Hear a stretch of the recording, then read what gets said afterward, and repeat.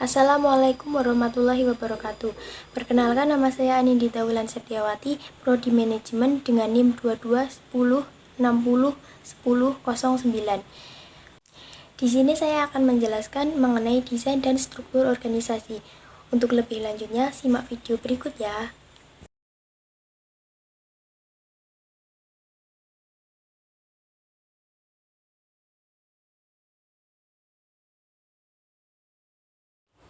Oke, langsung saja kita mulai ya.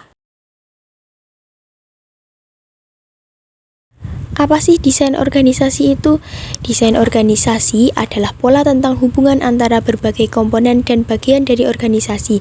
Namun sesungguhnya desain organisasi merupakan proses perkembangan hubungan dan penciptaan struktur untuk mencapai tujuan organisasi. Desain organisasi juga merupakan suatu model yang dipilih oleh organisasi untuk melakukan koordinasi dan pengendalian tugas-tugas dalam organisasi, termasuk di dalamnya.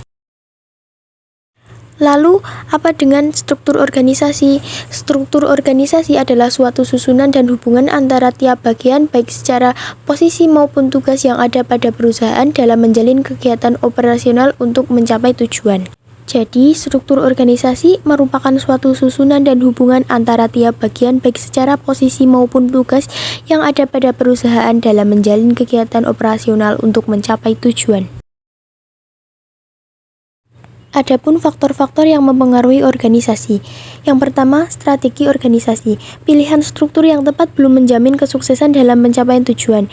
Akan tetapi bisa meningkatkan kemungkinan sukses dalam pencapaian tujuan. Yang dibutuhkan adalah strategi dalam menjalankan suatu organisasi agar apa yang telah ditetapkan berjalan sesuai dengan yang diinginkan. Yang kedua adalah skala organisasi. Skala organisasi dapat dibedakan dari berbagai faktor, di antaranya adalah jumlah penjualan hingga jumlah tenaga kerja. Organisasi yang berskala besar artinya organisasi tersebut memiliki cabang di berbagai daerah dikarenakan pangsa pasarnya yang luas. Dan yang ketiga, teknologi. Faktor teknologi yang dimaksudkan adalah bagaimana suatu produk dari suatu organisasi bisnis dihasilkan atau juga dengan cara bagaimana pekerjaan dilakukan. Dan yang keempat, terakhir, lingkungan. Faktor lingkungan merupakan salah satu yang menentukan bagaimana organisasi akan berjalan. Lingkungan yang dinamis akan menuntut organisasi untuk menyesuaikan diri secara dinamis. Selanjutnya terdapat struktur dalam organisasi formal dan informal. Yang pertama, struktur organisasi formal. Struktur ini merupakan struktur organisasi yang dihasilkan melalui keseluruhan proses. Suatu organisasi formal inilah yang biasanya dijadikan panduan oleh anggota organisasi untuk melakukan berbagai hal dalam upaya pencapaian tujuan organisasi.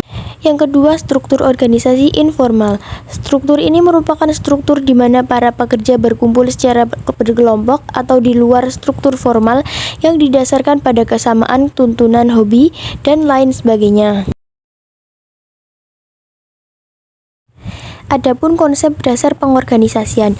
Dalam proses pengorganisasian, manajer mengalokasikan keseluruhan sumber daya organisasi sesuai dengan rencana yang dibuat berdasarkan suatu kerangka kerja organisasi tertentu.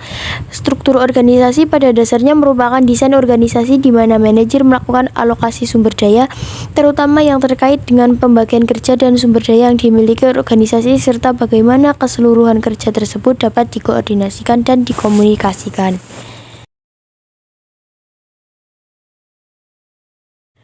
Contohnya sendiri dapat kita lihat sama-sama.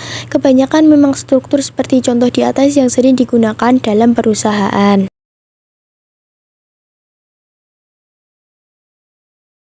Dan yang terakhir, konsep pendapat atau menurut saya desain organisasi adalah suatu model yang dipilih organisasi untuk melakukan koordinasi dan pengendalian tugas-tugas dalam organisasi termasuk di dalamnya bagaimana seluruh anggota organisasi dimotivasi agar mengeluarkan segenap energi dan kemampuannya untuk memaksimalkan kemampuan dan sumber daya dalam memproses, menciptakan, menghasilkan sesuatu yang bernilai bagi organisasi baik barang maupun jasa. Setelah mendesain organisasi termasuk pemilihan desain-desain yang akan diterapkan dalam organisasi, maka langkah selanjutnya adalah memilih dan menetapkan struktur organisasi.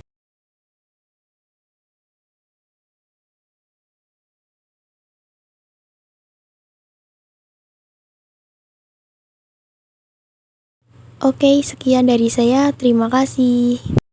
Terima kasih. Wassalamualaikum warahmatullahi wabarakatuh.